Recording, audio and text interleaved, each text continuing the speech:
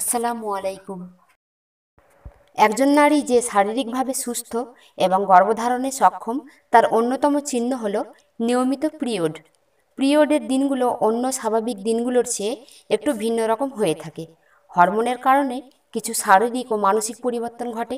এই সময় মেয়েদের শরীর অন্য সময়ের তুলনায় একটু বেশি দুর্বল থাকে। তলপেট স্ফীত হয়, ব্যথা করে, এমনকি বমিও হয়।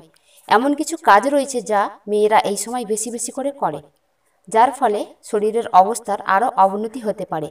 আর সেই 5টি কাজ হলো: 1 নাম্বার, উপর হয়ে শোয়া। অনেকেরই পেটে ভীষণ ব্যথা থাকে বলে পেটে চাপ দিয়ে শুয়ে থাকেন। উপর হয়ে শুয়ে থাকলে তা পেটে এমনভাবে চাপ ফেলে যে সেটা মোটেও ভালো নয়। এছাড়া এই সময় উপর হয়ে শুলে হার্ট রেটে তারতম্য হয়, রক্ত সঞ্চালন ব্যাহত হয় এবং অক্সিজেন ঠিকমতো সরবরাহ হয় না, যার ফলে মাথা ঝিমঝিম করে বা মাথা ব্যথা করে। 2 নাম্বার, ভারী জিনিস তোলা। নারীদের যাবতীয় গুরুত্বপূর্ণ প্রত্যঙ্গ থাকে তাদের পেটে, যেমন জরায়ু বা ডিম্বাশয়। তাই খুব বেশি ভারী জিনিস টেনে তোলা নারীদের জন্য ভালো নয়, আর পিরিয়ডের সময় তো একেবারেই নয়।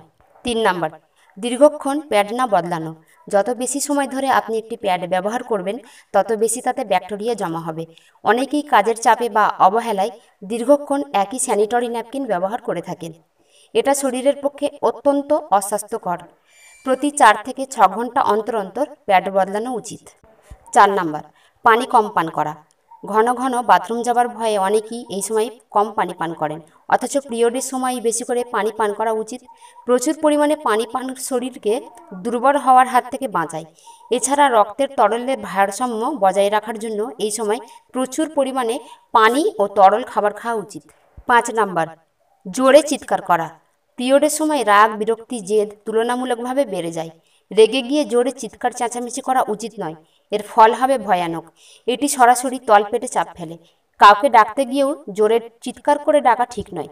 চিৎকার করতে শরীরের যেসব পেশির উপর জোর দিতে হয় তার মধ্যে পেটের পেশিও আছে, তাই এই কাজগুলি ভুলেও করবেন না। আমার ভিডিওগুলির মাধ্যমে যদি আপনাদের উপকার হয়ে থাকে তাহলে লাইক, কমেন্ট ও শেয়ার করবেন, এবং এখনও যারা আমার চ্যানেলটি সাবস্ক্রাইব করেননি এক্ষুনি সাবস্ক্রাইব করে নিন। তারপর পাশের বেল আইকনে ক্লিক করে নোটিফিকেশন চিহ্নটি অন করে নিন।